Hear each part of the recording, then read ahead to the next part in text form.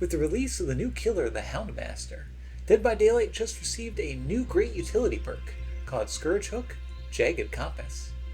Jagged Compass lights up the generator with the most progress in yellow for a short period after hooking a survivor on a Scourge Hook. If this was all the perk did, it would be okay. Not the best info perk, but a fine one. But it's the secondary effect that's really making everyone look at it twice. Normally in a match, if you bring one or more Scourge Hook perks, 4 of the hooks on a map will be randomly chosen to be white Scourge hooks, and you'll have to hook the survivors on these hooks to get the effects of those perks. However, with Jagged Compass equipped, whenever you hook a survivor off a non-Scourge hook, that hook will turn into an additional Scourge hook for the rest of the match, right before that survivor is unhooked. The keyword here is before. If you use a Scourge Hook perk that relies on unhooks, such as Gift of Pain or Floods of Rage, with Jagged Compass, every hook on the map will also trigger those perks. Keep in mind that you'll still need the hook directly onto a white hook to trigger the information half of Jagged Compass. Because of this level of consistency, Jagged Compass is a great utility perk that I compare to another support perk that I love, Agitation. Agitation is primarily used because it increases the movement speed while carrying a survivor of a killer. With this speed increase, you have a much easier time reaching faraway hooks, including Scourge hooks that might normally be out of your hooking range. Which of these 2 perks you'll want to use will depend on your personal preference. If your Scourge Hook perk relies on hooking instead of unhooking, like Scourge Hook Pain Residence, Agitation is going to be simply superior on most map spawns, not only being good enough to reach a Scourge Hook when you need it, but also saving you time on hooking and occasionally letting you get in an extra hit or 2 on an unaware survivor. Jagged Compass, on the other hand, will remove the issues of getting a map where all the Scourge Hook spawns are isolated in a single area or in the far corners, and give you decent info whenever you can reach a white hook. So if you stick to unhooking Scourge Hook perks or just want the safety, you'd want to pick this perk instead. Today's build is a more reactive build, focused around the pig perk, Make Your Choice. When a survivor is unhooked more than 32 meters away from you, Make Your Choice causes the unhooking survivor to scream, become exposed for 60 seconds, rendering them vulnerable to being down from full health with the basic attack.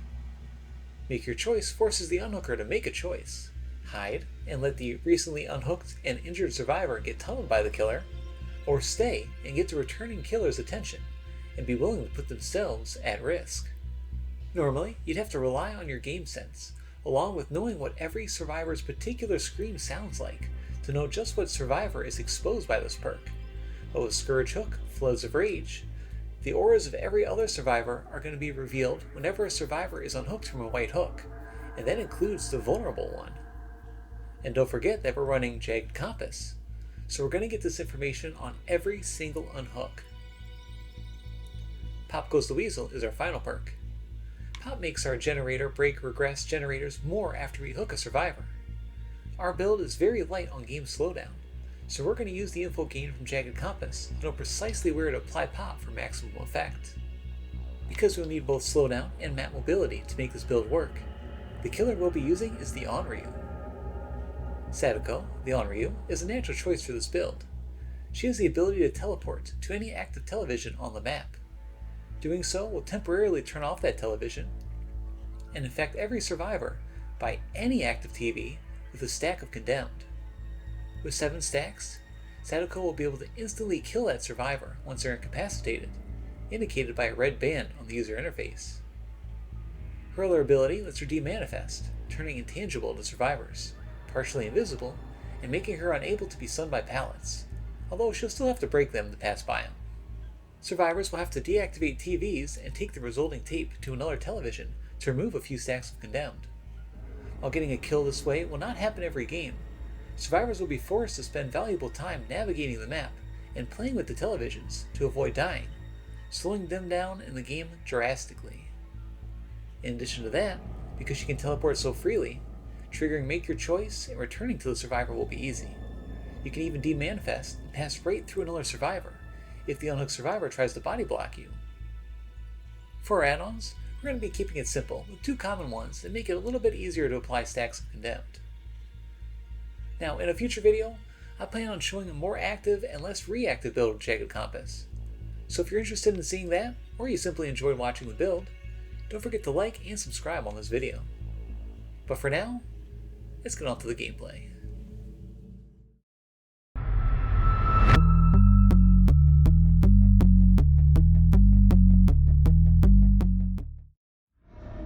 Oh boy, another map offering.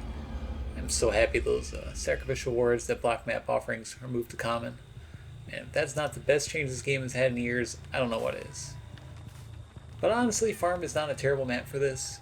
It's decent sized, it's got kind of stealth with all the corn everywhere, so I should be able to get some good hits. First, let's go to the opposite corner of the map as standard, and see if we can find a survivor. At the beginning of the game, all the TVs start off, and they take some time to turn back on, so we can't just start teleporting around. I am having bad luck finding somebody though. As we'll start teleporting and find someone right away. Hi.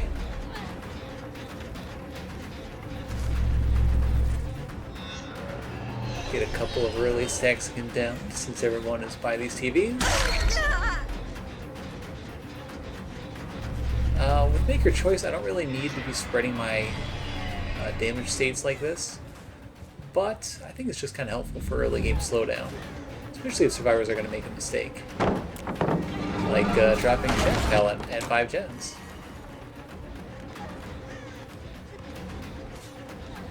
Whenever I play Sadako, I really enjoy just kind of like going in and out of Manifest here. I think it kind of throws off survivors a little bit, since you do kind of fade in and out of view when you do it. And she really loves her flashlight, doesn't she? In fact, I might be able to mind game her a little bit right here. Gotcha. There's another survivor here. Gotta be a little bit careful with flashlights, but I think we'll be okay. So right off the bat, let's see what Jagged Compass is going to show us. Okay, that was the main building here. I'm actually going to kick this one here, since I don't want survivors to just get off and immediately go on it. I'm going to go and directly pressure this middle gen.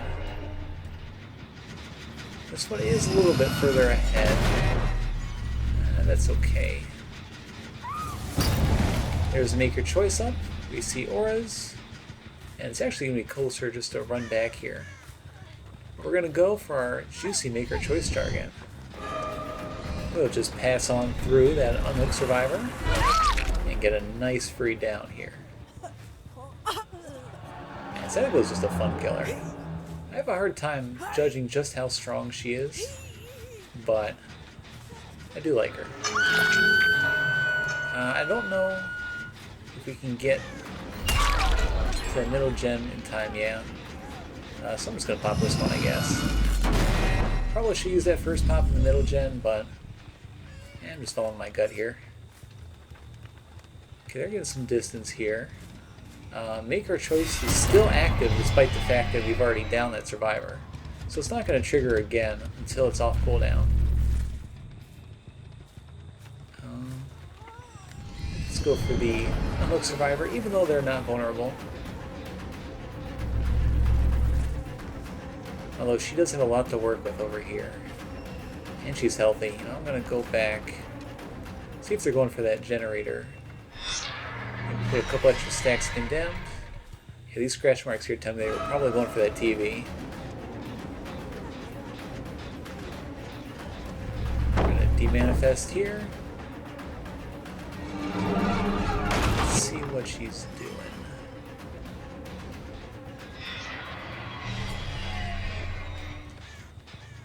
Okay, spreading a little bit more condemned. We've turned off these TVs here so that survivors cannot pull tapes out of them for the moment.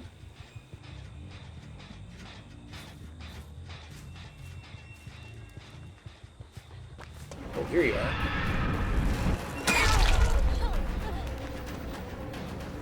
Survivors are doing a good job healing up.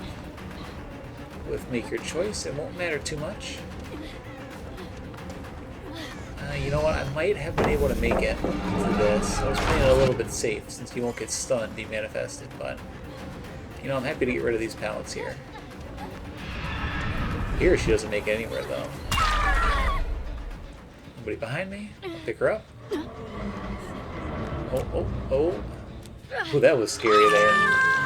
She had a perk that gives her a speed burst when I pick up the survivor. But she was almost able to get that that flashlight safe. What are you doing? Yeah, okay.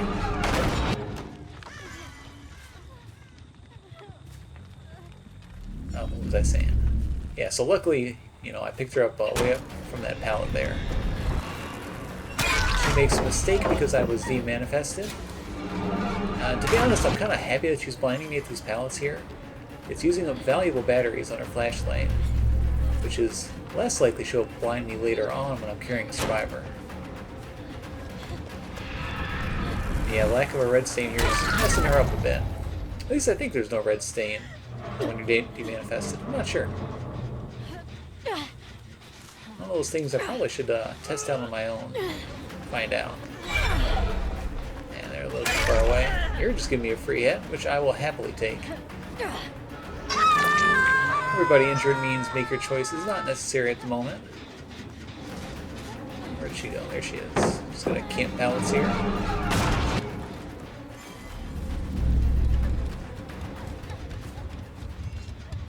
No TV that I can just teleport to for an advantage. Maybe if I push her towards this one here. No, you know what? She's gonna play this. No, she's not. It's just down her then. I could start teleporting around a bit, spread some more condemned, but survivors that are already down or on hooks won't get condemned. So, but with her being unhooked, things have changed a bit. No good TVs over here, though. We'll just sneak on by and see if they're going for that heal.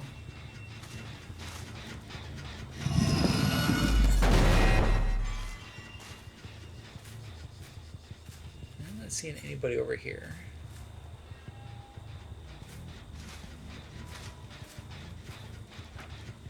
Oh, hold on, I just heard someone on this generator. Now, my bad, I was not paying enough attention to see if this is the survivor that is still make your choice vulnerable.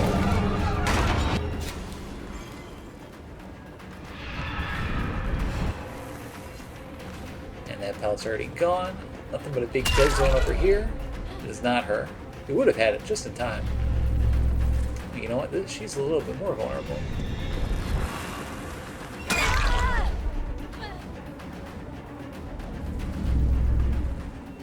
As you can tell, I tend to play more of a hit and run play style. So I ran a lot of Sloppy Butcher back in the day. Less so now that they kind of nerfed it to oblivion with that time limit. Is she going to play this at all? No, she is not. It did look like balanced landing. It's a little bit of a speed burst there, falling off. And a good fake on her. Although she is playing this way too wide here, so she's going to go down.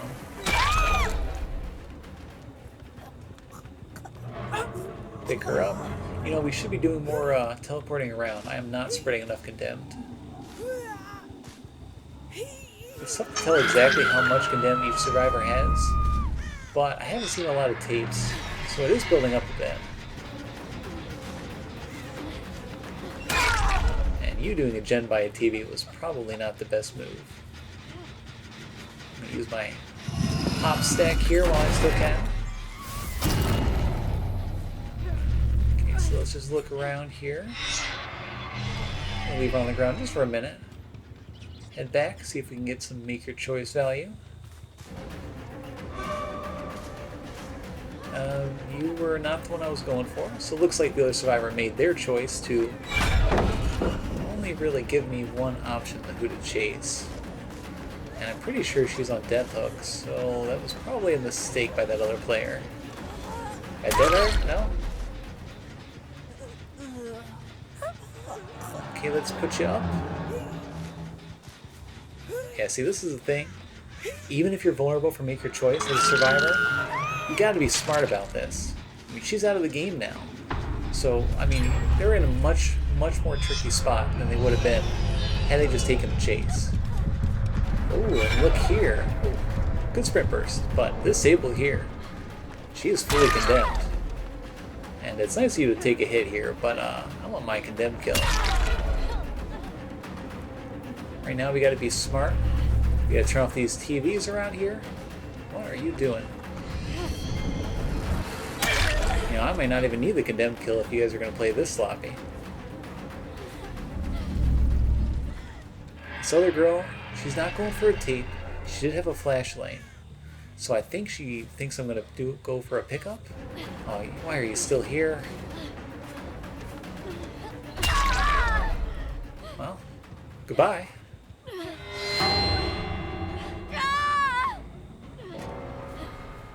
Then there were two. You know, I don't know if that was cockiness or if that was the flashlight making her really desperate for that flashlight save, but that was not the play. And this Elodie here, I think she is the one who's been stealthing this entire game.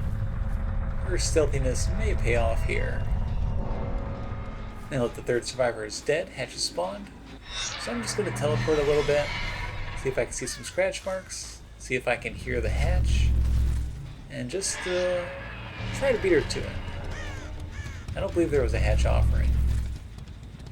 So if I can find it, or if they find it, it's just a game of luck at this point. In general, though, I think the build worked really well. Oh yeah, she found hatch.